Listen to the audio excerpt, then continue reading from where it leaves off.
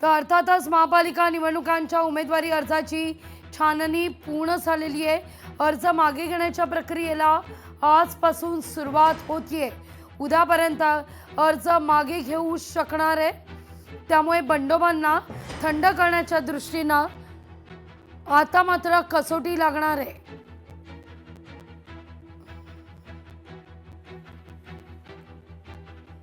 या सगळ्याविषयी अधिक माहिती घेण्याकरता आपले प्रतिनिधी भाग्यश्री आणि सतेज औंधकर आपल्यासोबत जोडले गेलेले आहेत। भाग्यश्री, पुन्हा एकदा नवीन वर्षाच्या खूप शुभेच्छा। आणि अर्थातच उमेदवारी अर्ज मागे घेण्याची प्रक्रिया आजपासून सुरू झालेली आहे। उद्याचा दिवस मात्र शेवटचा।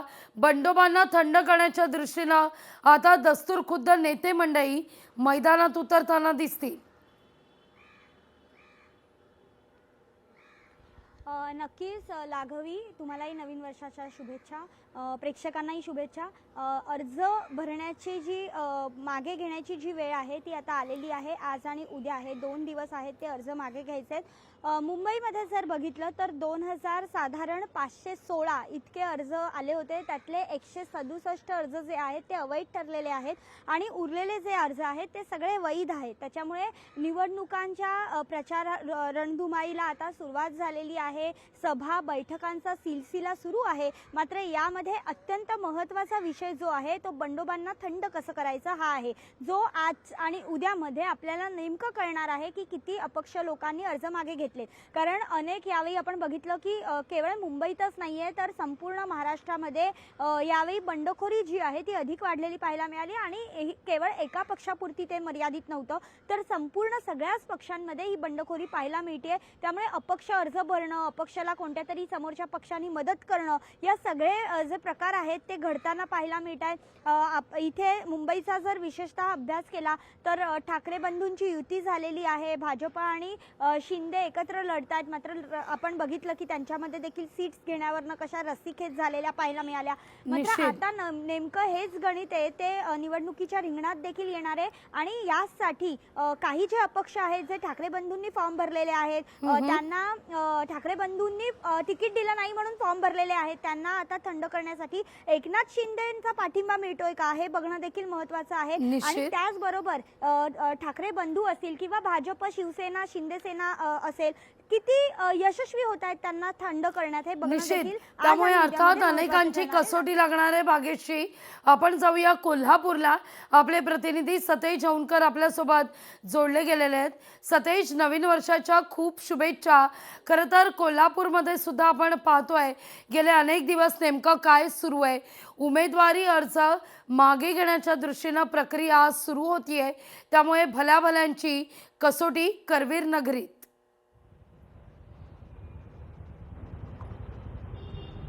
नक्कीच लाघवी, आपण पाहिलं तर खरं तर कोल्हापूरच्या 81 जागांसाठी निवडणूक प्रक्रिया आहे ती सुरुवात झालेली आहे। अर्ज देखील खूप मोठ्या संख्येने दाखल झालेले होते आणि अर्ज छाननी दरम्यान जवळपास 21 उमेदवारांचे अर्ज आहेत ते या ठिकाणी अवैध ठरवण्यात आलेले आहेत। त्यामुळे सध्या 799 उमेदवार आहेत ते निवडणुकीच्या रिंगणात असल्याचं पाहायला मिळते। आज उमेदवारी अर्ज खरं तर परत घेण्याचा किंवा माघार घेण्याचा पहिला दिवस आहे। उद्या अंतिम दिवस आहे। एकूण 81 जागांसाठी जर 799 अर्ज दाखल झाले असतील तर खरं तर आपल्याला माहिती आहे की जवळपास जे 600 पेक्षा अधिक उमेदवारी अर्ज आहेत ते बंडखोर म्हणता येतील किंवा इतर पक्षांच्या म्हणता येतील। मात्र एकूण जर ह्या सगळ्या गोष्टी पाहिल्या तर मात्र नेत्यांचा चांगलाच कस लागणार आहे। कारण महायुती असेल, महाविकास आघाडी असेल, त्याच्यामध्ये खूप मोठ्या प्रमाणावरती खरं तर उमेदवारांनी, इच्छुक उमेदवारांनी आहे त्या मुलाखती दिलेल्या होत्या। त्यामुळे कुणाला तिकीट द्यायचं आणि कुणाला थांबवायचं यामध्ये देखील नेत्यांना अक्षरशः त्यांचा कस पडलेला होता। आणि खरं तर या सगळ्या प्रक्रियेमध्ये एक महत्त्वाचा भाग म्हणजे उमेदवारी अर्ज दाखल करताना त्या दिवशी देखील काहींच्या याद्या ज्या आहेत त्या खरं तर प्रसिद्ध करण्यात आलेल्या नव्हत्या। एबी फॉर्म देखील या ठिकाणी खरं तर अगदी लपून छपून देण्यात आलेले होते। विशेषतः महायुतीने याची जी आहे ते अगदी दखल घेतल्याचं पाहायला मिळतं। कारण मोठ्या प्रमाणावरती इच्छुकांच्या थोपवण्यात त्यांना खरं तर अपयश आल्याचं पाहायला मिळालं। त्यामुळे प्रत्येक प्रभागांमध्ये जवळपास 4 ते 5 उमेदवारांनी अपक्ष अर्ज भरलेले आहेत। काही जण तिसऱ्या आघाडीकडे गेलेले आहेत, वंचित असेल, आप असेल किंवा जनसुराज्य शक्ती पक्षाचा आधार देखील घेतलेला आहे. त्यामुळं आता जे महाविकास आघाडी विरोधात महायुती अशी कोल्हापूरची जी निवडणूक होईल असं वाटलं होतं, त्या ठिकाणी आता तिसरी आघाडी आणि चौथी आघाडी अशा चार आघाड्यांच्या बाबतीत ही निवडणूक होणार आहे. निश्चित. त्यामुळे आता बंडोबांना थंड कसं करणार, आणि जसं म्हटलं भाजपनं गेल्या 2 दिवसापूर्वीच बैठक घेतलेली होती आणि प्रत्येक आमदारांना त्याची जबाबदारी दिली होती. त्यामुळे कोल्हापूरचे आमदार अमल महाडिक आणि शिवसेनेचे जे नेते आहेत आणि विद्यमान आमदार आहेत राजेश क्षीरसागर यांना देखील आता हे सगळे बंडोबांना थंड करण्याचं खूप मोठं आव्हान असल्याचं आपल्याला पाहायला मिळतंय. त्यामुळे अर्ज आज कोण मागं घेतं आणि कोण बंडोबांना अर्ज थंड ठेवतं करणं याकडे एक सगळ्यांचं लक्ष मोठं लागलेलं आहे. चॅलेंज असणार आहे. त्याच दृष्टीनं इचलकरंजीतली एक महत्त्वाची बातमी आली आहे, ज्यावर तुमच्याकडून अधिक जाणून घ्यायचं आहे. इचलकरंजी महापालिका निवडणुकीत 11 अर्ज अवैध आहेत. 453 अर्जांपैकी 11 अर्ज छाननीमध्ये अवैध ठरत आहेत. सतेज, नक्कीच काल दिवसभर अशी ही इचलकरंजी महापालिकेसाठीची जी छाननी प्रक्रिया आहे ती पार पडलेली आहे आणि 11 अर्ज आहेत ते अवैध ठरलेले आहेत. खरं तर इचलकरंजीत 65 जागांसाठी ही निवडणूक प्रक्रिया होत आहे आणि इचलकरंजी महापालिका ही पहिल्यांदाच झाल्यामुळे ही पहिलीच महापालिकेची निवडणूक असल्याचं पाहायला मिळतं. त्यामुळे तिथं प्रत्येक नगरसेवक असेल किंवा प्रत्येक इच्छुक जे उमेदवार असतील त्यांचे अगदी चांगल्या प्रमाणावरती त्यांनी प्रयत्न केल्याचं आपल्याला या ठिकाणी दिसून येते. मात्र या सगळ्या निवडणुकीमध्ये जागा वाटपात खूप मोठ्या प्रमाणावरती त्या ठिकाणी खरं तर महायुतीमध्ये अंतिम टप्प्यात देखील जागा वाटपामध्ये अनेक उमेदवार बदलले गेल्यामुळे नाराजीचा सूर आपल्याला पाहायला मिळाला होता. तिथं राहुल आवाडे जे विद्यमान आमदार आहेत, भाजपचे आमदार आहेत, त्याचा देखील त्या ठिकाणी कस लागलेला आपल्याला पाहायला मिळाला होता आणि आपलाच उमेदवार त्या ठिकाणी खरं तर या सगळ्या यादीमध्ये असावा यासाठी महाविकास आघाडीचे नेते असतील, हसन मुश्रीफ असतील, काँग्रेसचे सतेज पाटील असतील, यांनी देखील खूप मोठ्या प्रमाणावरती प्रयत्न केलेले होते आणि एकूण जर पाहिलं तर त्या ठिकाणी तिरंगीच लढत आहे ते आपल्याला पाहायला मिळते. इकडे महाविकास आघाडीमधून ठाकरे गट आहे तो बाहेर पडलेला आहे आणि ठाकरे गटाने जवळपास 25 उमेदवार त्या ठिकाणी स्वतंत्र दिलेले आहेत आणि महाविकास आघाडीच्या विरोधात महायुती आहे ती आता त्या ठिकाणी एकत्रित लढताना आपल्याला पाहायला मिळते. त्यामुळे भाजप तिथं देखील सर्वात मोठा पक्ष असा राहिलेला आहे आणि आज कोण अर्ज मागं घेतं आणि कुणाचा अर्ज त्या ठिकाणी खरं तर राहतो आणि लढती काय होतात हे मात्र आज आणि उद्यामध्ये अर्ज माघारीनंतर स्पष्ट होणार आहे.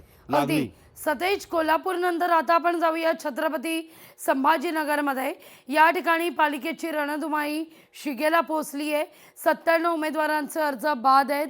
1870 अर्जांपैकी 97 उमेदवारांचे अर्ज हे बाद ठरवण्यात आलेले आहेत. सचिन बडे आपले प्रतिनिधी आपल्यासोबत जोडले गेले आहेत. सचिन, नवीन वर्षाच्या शुभेच्छा तुम्हाला. आणि यापैकी जवळपास आपण जर पाहिलं तर 115च्या घरात जागा आहेत, पण इथं मात्र 1870 अर्ज प्राप्त, त्यापैकी 97 उमेदवारांचे अर्ज बाद. लागवीजी, आपणासही नवीन वर्षाच्या खूप खूप शुभेच्छा. मात्र काही जणांना नवीन वर्षाच्या दिवशी मोठा धक्का बसलेला आहे, कारण 97 अर्ज जे आहेत ते अवैध म्हणजेच बाद झालेले आहेत.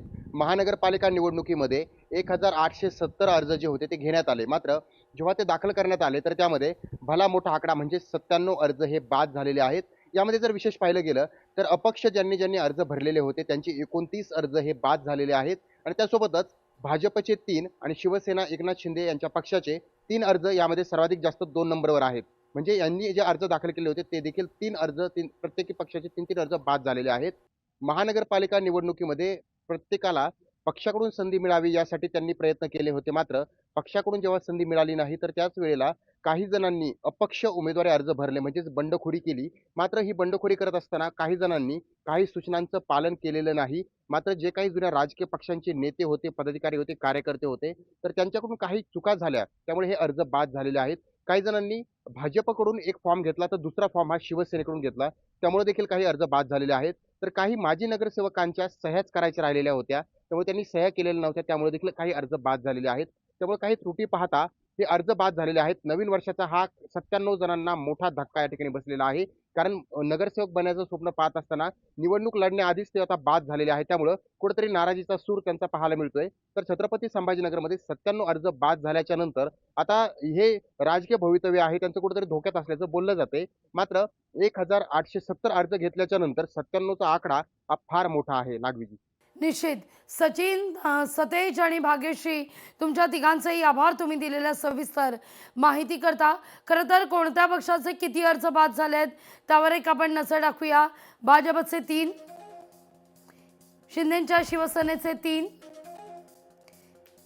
अजित पवार यांच्या राष्ट्रवादीचे 2, ठाकरेंच्या शिवसेनेचे 2, काँग्रेसचे 2, तर शरद पवार यांच्या राष्ट्रवादीचा 1 अर्ज बाद, MIMचा सुद्धा 1, अपक्ष 29, RPI 2, आठवले गट 1 अर्ज बाद, RPI आठवले गटाचा.